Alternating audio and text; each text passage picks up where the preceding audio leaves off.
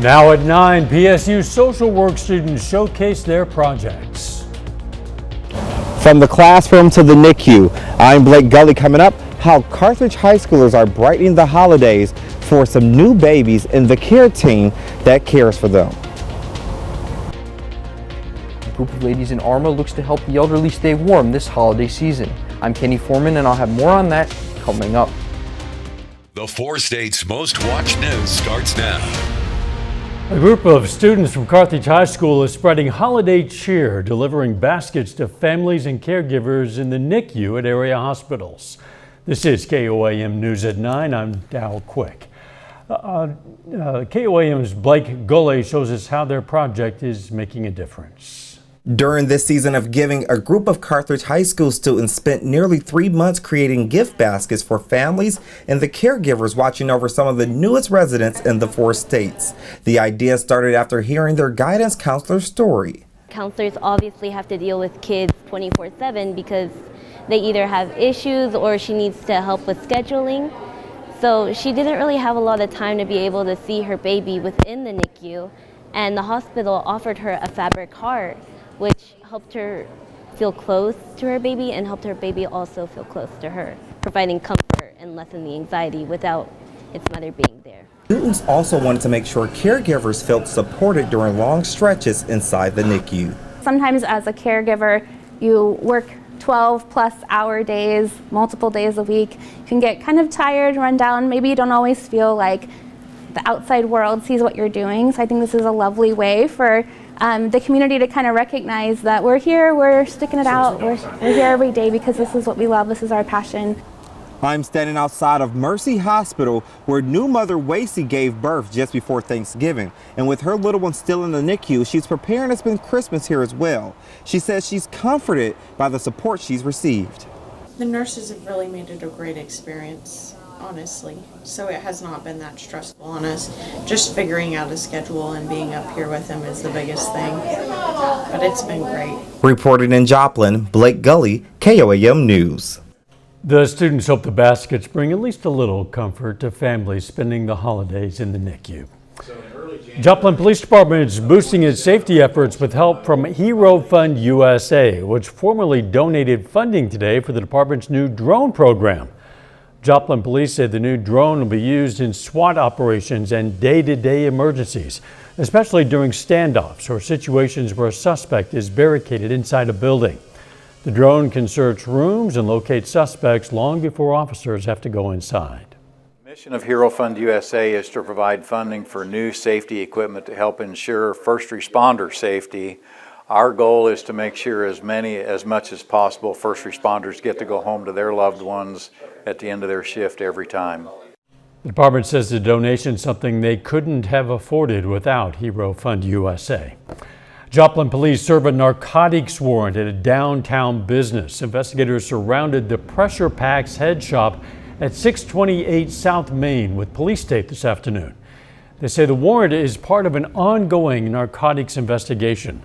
Authorities detained numerous people at the scene who were being questioned. Investigators tell us there is no threat to the public and surrounding businesses remain open. Let's check in with meteorologist Donald O'Keefe now for our first look at the weather. I'm sure everybody has noticed that it's definitely gotten colder because of a cold front that's pushing in this evening and a little bit of uptick in some winds as well. Our current conditions right now, 35 degrees. Some clouds are going to start building in overnight, but it feels like 28 degrees. The north winds about 9 miles an hour. Those are going to start picking up over the next couple of hours. Our current temperatures across the area, mid-30s to the upper 30s. We got 35 there in Joplin, 32 out in Yates Center as that cold front starts to push in, 31 in Iola. So we're starting to feel the effects of that cold front that's slowly pushing into our area. And our wind tracker, like I was saying, it is getting a bit breezy out there. Seeing wind gusts about 15, could push up to 20 miles an hour to 25 miles an hour overnight as we get that cold front pushing into our area. So let's track that out a little bit. So Wednesday night, we're going to see that cold front push in. North winds bringing that colder air. Thursday morning around 8 a.m. wind chill or winds are going to be, the temperatures are going to be in the upper teens and 20s, but I'll have a closer look at that cold front that's coming up. Dow? All right, we'll see you soon. Pittsburgh State University's social work students showcased their projects today. The projects range from collecting money for shoes for kids to donation for a food pantry. This showcases to get used to working in the social work field. The school program, we had a lot of assignments that we did that kind of scaffolded it. So I wrote a media release, I wrote a project proposal, and then once we actually got the ball rolling, my means of collecting donations was mostly just going and asking people. Although instructors do grade the projects, they say the grade's not really the main focus for the students. Students hope to benefit the most people and make the most difference. Coming up, President Trump puts a hold on immigration status.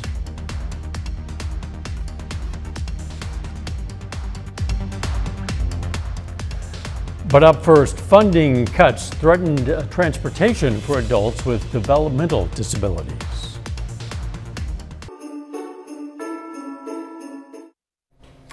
Some adults living with special needs in California might be getting a lapse in transportation services due to state funding cuts starting early next year. Fox's Crystal Bailey speaks with one organization that provides this service to shed light on how many people would be affected.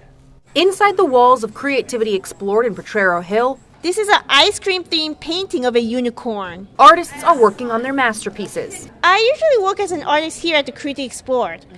And one of my paintings was used as merchandise at California Academy of Sciences. It's a day program for adults with developmental disabilities, and they rely on transportation funded by the state to get here. Gateway Transportation is one of the few providers in the area, but Vice President Craig Allen says state funding cuts are forcing them to close. We're outraged for our Bayview Hunters Point employees and for the 200 plus people we transport every day for these programs. The company says it was already struggling to break even. Raymond Bell, who started this 13 years ago, says he has family members with Down syndrome and he wanted to make a difference. I have had to take money out of my account to pay payroll and expenses to keep the company going.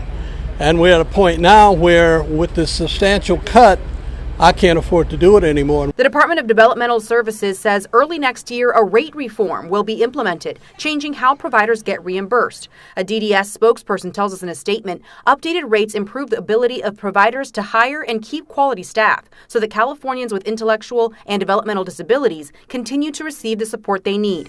Until February, the state issued a hold harmless policy to maintain funding to providers with higher pre-existing rates. We found out last Wednesday that the hold harmless rates were not going to hold us harmless. When adults with disabilities are brought to Creativity Explored, they're offered the chance to express themselves through art, earn an income by selling their pieces, and establish a sense of community. Most of our clients who come here day to day, they don't have a lot of other opportunities. Clients, some who've attended for decades, say they need Gateway for those opportunities. They're kind of safe for me so I can get around a little bit. Allen says he spent months trying to convince DDS to change their rate plans, even writing to the governor. This is not a good look to have this happen in the district or your city or your state. DDS says Gateway did exactly what the department asked providers to do, sent in data and suggestions if there is a problem with the new rate model. Now, the state says it's analyzing the data and looking for solutions.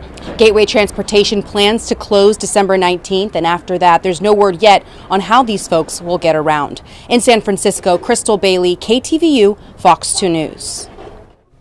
Donald is next with a complete look at the forecast, and later some ARMA women set a record with hundreds of handmade blankets for nursing homes. Now you can help kids this Christmas at KOAMnewsnow.com/toybox. Home of Connecta Culture and Spiva Center for the Arts.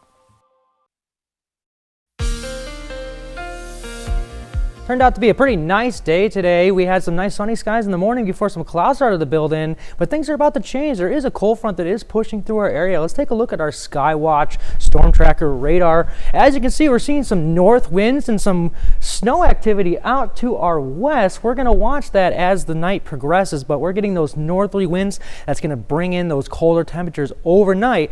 Our current conditions right now, 36 degrees, feels like 31. Like I said, a little bit, we're going to start seeing a little bit more wind for our area. Our current temperatures through the area, we're going to see temperatures, like I said, in the lower to mid 30s for most of our northern counties. You guys are still in the lower 40s for our southern counties as that cold front starts to push into our area. Like I said, we're going to get a bit breezy overnight too. That cold front is starting to push in slowly through the night, and we're going to see wind gusts about 15, 20, 25 miles an hour. So it's going to be pretty breezy overnight along with those colder temperatures. Let's time out this cold front now. So tonight, 11 p.m., we're going to see temperatures start to slowly drop into the 20s. That cold front's going to start pushing through. We're going to see Thursday at 8 a.m. temperatures are going to be in the upper teens and lower 20s, closer to 30 down in the southern counties, but it's going to be pretty cold through most of the day on Thursday. Mostly cloudy skies until we get to the afternoon. We're going to see some sun starting to pop out about 4 o'clock. Then temperatures are going to warm up to about 33, 34, 35. So definitely a stark contrast from what it was for our Wednesday. And then as we get into Friday, going to be on the drier side. We're going to see a wind shift now. Winds are going to be coming out of the south, bringing in some warmer temperatures for our Friday. But if you're planning your day for Joplin, for tomorrow, 23 degrees, 7 a.m., cloudy skies through most of the day till we get to the afternoon, high of about 35 for our Thursday. So downtown Joplin, Cornell, and Arts and Entertainment Complex, not too bad right now. Winds are going to start picking up, like I said. So if you're doing anything right now, like I said, do it now before the winds start to come in. That cold front really starts to dominate our temperature trend. We're going to see the fluctuation of temperatures over the next couple of days. Like I said, 38 degrees possibly for Thursday, 48 on Friday, before we can see 50 again on Saturday. And another front could be pushing through on Saturday. But let's look at our upper level flow and talk about that now. So here's our system right now.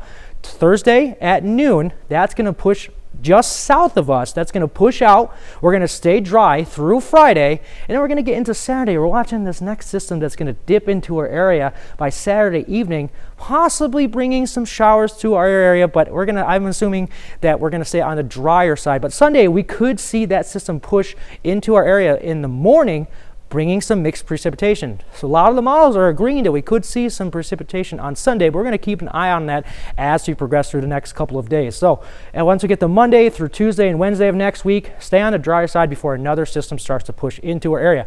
But there is a Geminids meteor shower that's going to be coming up over the next 2 weeks. The peak time to see it is going to be December 13th and 14th, up to 120 meteors per hour. But like I said, we could see some difference in temperatures and some cloudy skies over the next couple of days during that meteor shower. But 38 degrees for Thursday, 48 degrees on Friday before we could see some possible showers on Saturday. But 52 degrees on Saturday, I'll take that even though it might rain. Yeah, you bet. Those temps, you can't beat that for December. Yeah, it does not feel like December on that Saturday. Not at all. Thanks, John. Of course.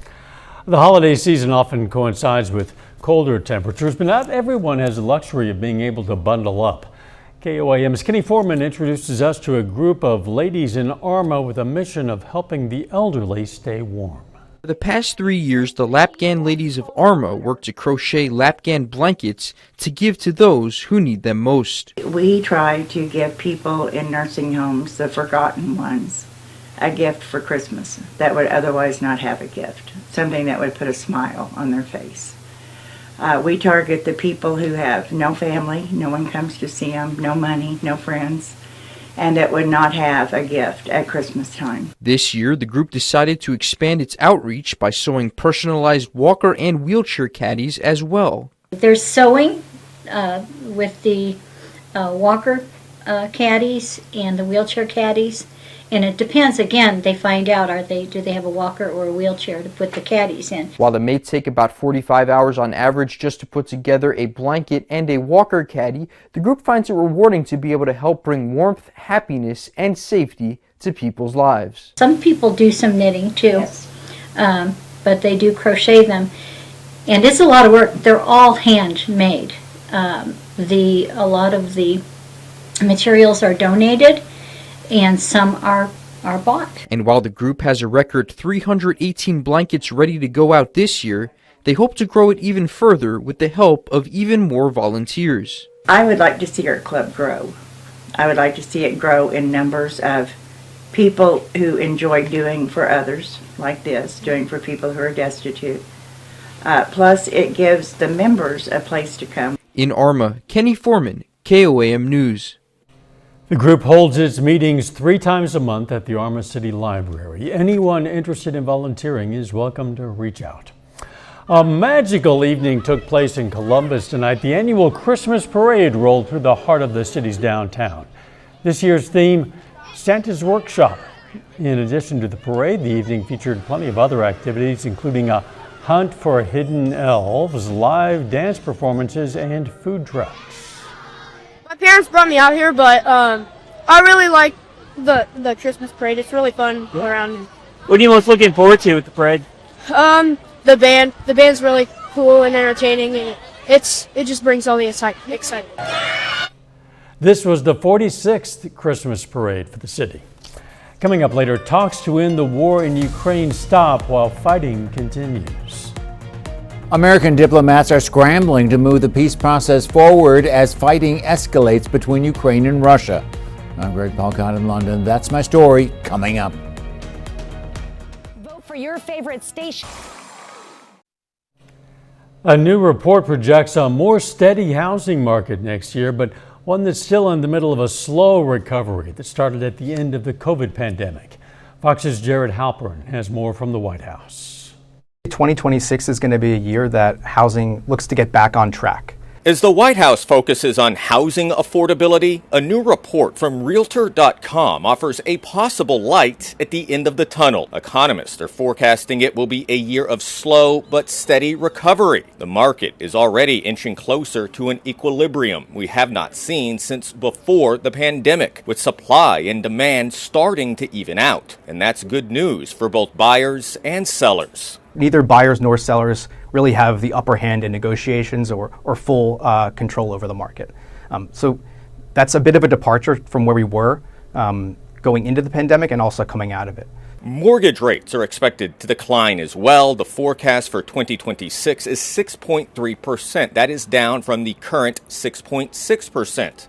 That, along with steady income growth, should help ease the affordability crunch. That's actually the first year-over-year decrease in mortgage payments on the median priced home since 2020. But there are also concerns about America's low level of housing supply. Congress holding a hearing on that issue Wednesday morning, with industry experts saying the country simply needs to build more homes. Our nation has a severe lack of housing supply. This crisis is not a red or blue issue. It's a red, white, and blue issue. President Trump is floating several ideas to make housing more affordable, including proposing a 50-year mortgage and declaring a national emergency. At the White House, Jared Halpern, Fox News. Coming up next, the new SNAP rules expected to cut millions of people from the program. Major changes were implemented this week for food benefit recipients. Fox Business correspondent Darren Bothello has the latest on who it affects from Capitol Hill. Millions of food benefit recipients all across the nation are going to have to work, volunteer, or participate in job training at least 80 hours a month. This is under the One Big Beautiful bill that was passed by Congress this past summer. Those who don't can only receive benefits for 3 months in a 3-year period. This applies to Americans 55 through 64 years old who may have children 14 to 18 years old. This also ends previous exemptions for many homeless people, veterans, and young adults aging out of foster care. Here's SNAP by the numbers. By the way, 42 million Americans are on it, with a majority at or below the poverty line and in households that include children, seniors, or someone with a disability. Now, according to the Congressional Budget Office, the new requirements are expected to reduce the average monthly number of SNAP recipients by about 2.4 million people over the next decade. Here's Agriculture Secretary Brooke Rollins talking to Fox about allegations of SNAP fraud and even illegal immigrants using the program under the Biden administration. We asked every state for the first time in history, and this was in February, to send us their data and let us, with Doge and a war room, actually start going through this data to better understand how this explosion of SNAP benefits happened under Joe Biden. We've studied about $100 billion in spend. We have found thousands and thousands of illegal use of the EBT card. We have been moving people off of SNAP. We've got almost 700,000 people, I think, we've moved off. And if you're new to SNAP, the new rules may start now or at your next recertification. On Capitol Hill, Darren Bothello, Fox Business. 30 more minutes of news, weather, and sports coming your way. Peace talks hit a roadblock as Russia sees no point in serious compromises. And President Trump pauses all immigration processing from 19 countries. You're watching the 4 states' most watched news. This is KOIM News. I'm Dow Quick. In the wake of last week's shooting of 2 National Guard soldiers in Washington, D.C., the Trump administration is stopping all immigration processing for people from 19 countries, including Afghanistan, where the suspect is from. Fox's Rebecca Castor has more. Effective immediately, all immigration processing, including green card and U.S. citizenship applications, even ceremonies for those who already passed the citizenship test, are on pause for folks from 19 high-risk countries already subject to a travel ban. Afghanistan, Somalia, Cuba, Iran, and Venezuela are among those on the list. Donald Trump has the authority to ban immigration from places that he determines, remember, not a court, he determines are detrimental to the interests of the United States. It's the latest move in the White House's immigration crackdown and follows the deadly shooting of 2 National Guard soldiers by an Afghan national living in the U.S. We have homegrown people in the United States born here that have been radicalized. But I do think it is a higher threat among people that come from cultures and backgrounds that make it harder for them to assimilate once they get into the United States. At a cabinet meeting Tuesday, President Trump did not hold back when referring to immigrants from third world countries that he says cause problems in the U.S. When they come from hell and they complain and do nothing but we don't want them in our country. Let them go back to where they came from and fix it. I think what he's saying is he doesn't want brown people in our country. And that is disturbing, and it's un-American. There are also reports the White House is planning to expand its travel ban from 19 to at least 30 countries. In Washington, Rebecca Castor, Fox News. The push for peace in Ukraine hit a major roadblock today with the cancellation of planned talks between an American delegation and Ukrainian President Volodymyr Zelensky. Fox News senior foreign affairs correspondent Greg Palcott has more now from London. Not an easy situation, let me tell you. What a mess. President Trump voicing his frustration at the slow pace of peace talks with Ukraine and Russia. On Tuesday night, his special envoy Steve Witkoff and son-in-law Jared Kushner met with Vladimir Putin for about 5 hours. There was no consensus reached, and on Wednesday morning, a Kremlin official said Russia is, quote, absolutely comfortable on the battlefield and sees no point in serious compromises. But just hours later, a spokesperson walked back those remarks and claimed talks are still ongoing. Some things were accepted, others were not. This is a normal working process. But a new round of discussions between Witkoff, Kushner, and Ukrainian President Volodymyr Zelensky was abruptly called off just hours after the talks wrapped in Moscow. And now the U.S. team is headed back to Washington without debriefing Ukrainian officials. I mean, the big sticking point appears to be that eastern boundary of what's going to be the border between Ukraine and Russia. That's always going to be the hardest thing for the Ukrainians to figure out what they can give up. Meanwhile, as the fighting escalates in eastern Ukraine, the Russians are making slow but steady progress, prompting a plea to Western allies for more military support as the diplomatic process plays out. Ukraine needs our support more than ever. We all want the bloodshed to stop, and I strongly welcome President Trump's continued efforts to end this war. Secretary of State Marco Rubio said he's cautiously optimistic despite the lack of concrete progress so far. In London, Greg Palcott, Fox News. Donald is next with a complete look at the forecast, and the Salvation Army adds Apple Pay and tap options to the Red Kettle campaign.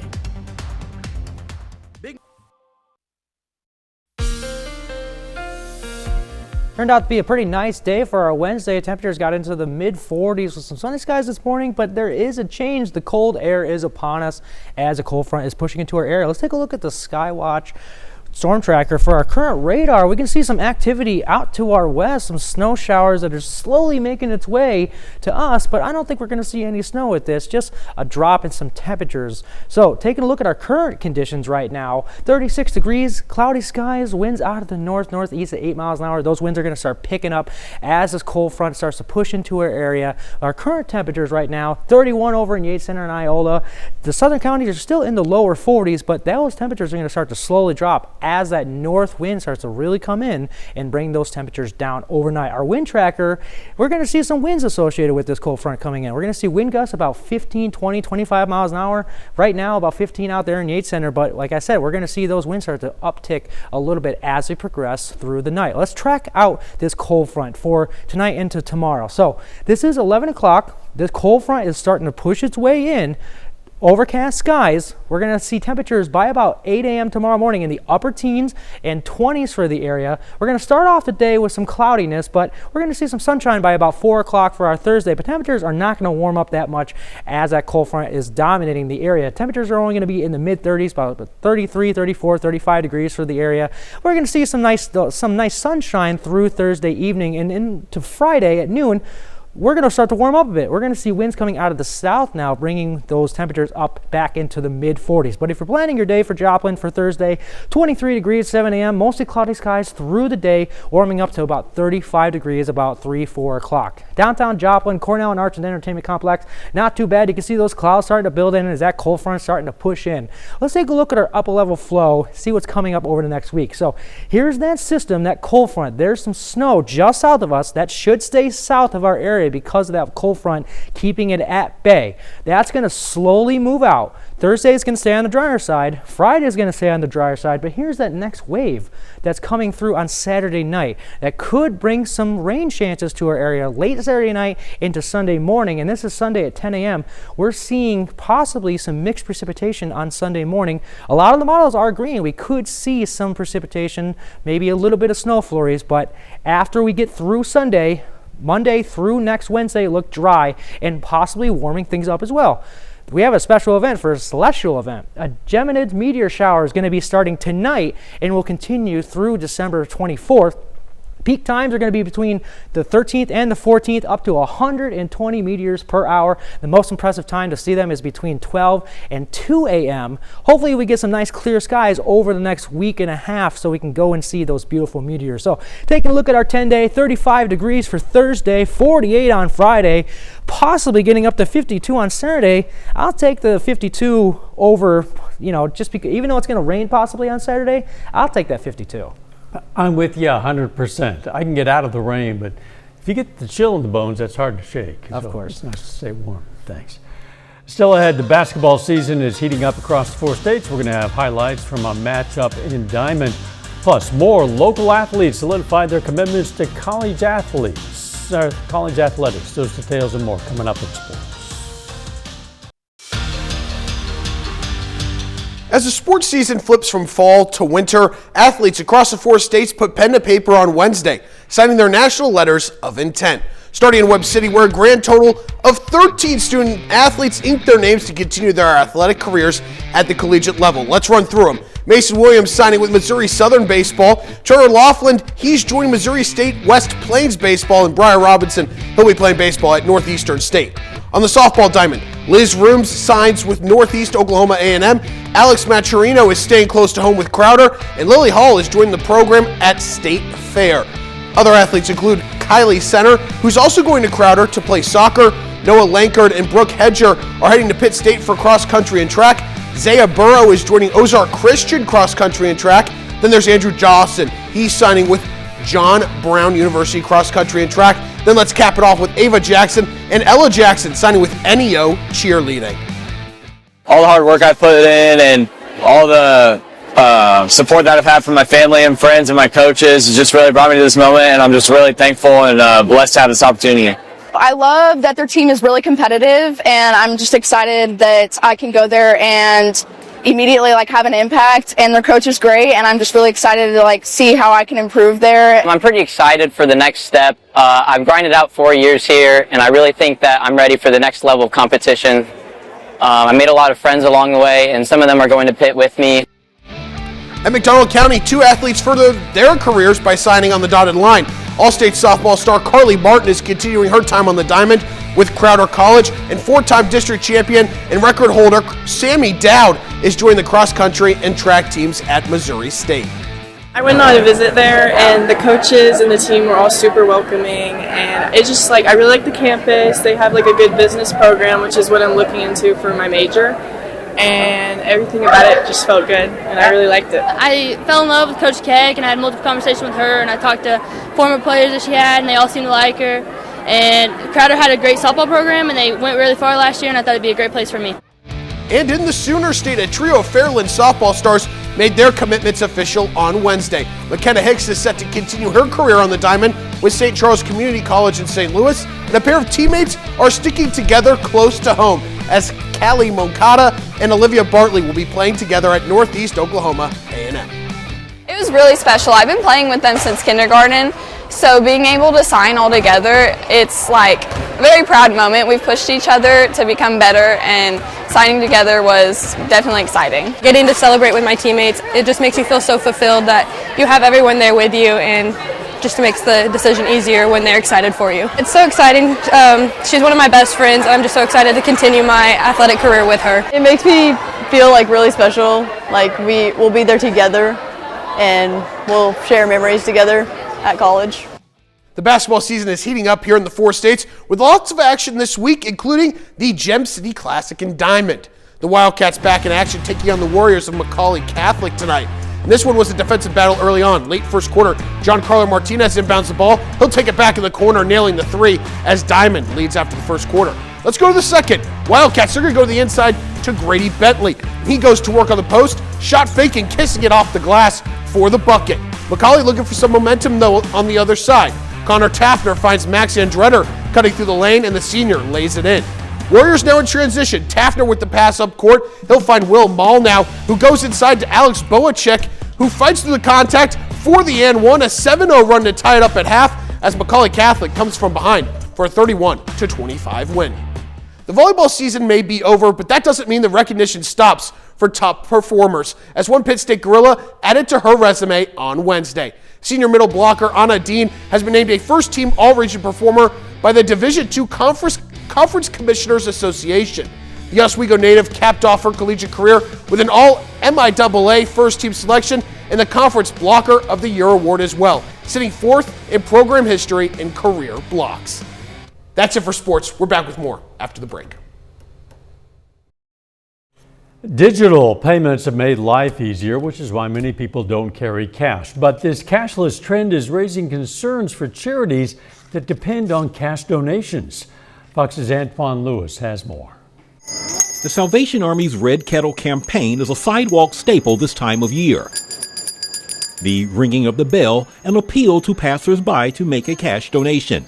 That's if you can find a passerby with cash on hand.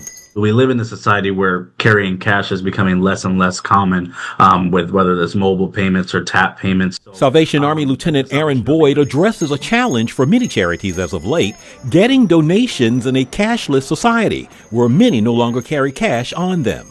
Kimberly Palmer is a personal finance expert for the finance company NerdWallet. When you see pop-up charities outside the grocery store, for example, raising money around the holidays, typically they're collecting cash. And because consumers are no longer carrying cash on them, or at least not doing so as much, it means that it's harder to collect that cash. The United Way also noticing the pattern, as Melissa Brown, Chief Development Officer for United Way of New York City, explained on the Noon Tuesday. So we know people walking down the street may not carry cash, but with our community partners, we're able to distribute food, 15 million pounds last year. Palmer says the cashless shift started during the pandemic. And that's because we shifted to a lot more online purchases, being digital forward, avoiding wanting to touch things and share germs. And that really was the catalyst to make more people comfortable with giving up cash altogether. To that end, many organizations that rely on donations have had to catch up with the times by going digital.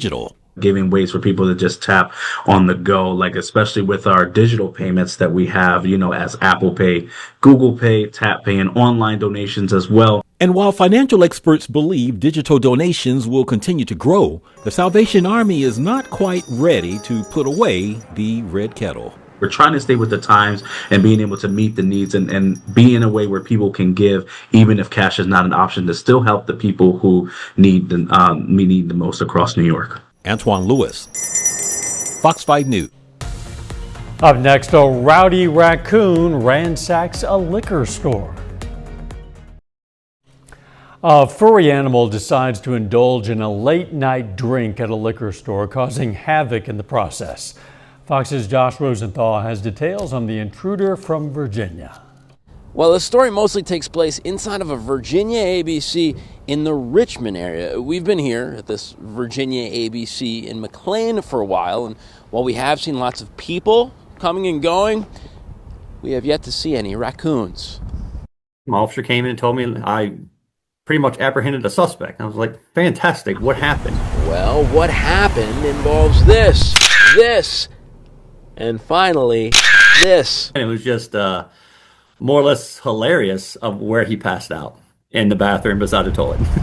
Here's the story. Last Friday night, Black Friday, officials say a raccoon got into the Ashland, Virginia ABC through the ceiling. We're told it knocked down bottle after bottle, had a drink, or two, or three, and then passed out, in here. An officer with Hanover County Protection and Shelter apprehended the suspect Saturday morning, letting it take a little nap at the shelter before releasing the little guy, maybe with a bit of a headache, but otherwise unharmed. It sounds like this raccoon felt the way a lot of us felt early last weekend after all those Thanksgiving festivities. That's a possibility. Chief Jeffrey Parker had his team post about the Black Friday break-in on Facebook, leading to an unexpectedly enormous response, including, "Somebody get this raccoon a sponsor.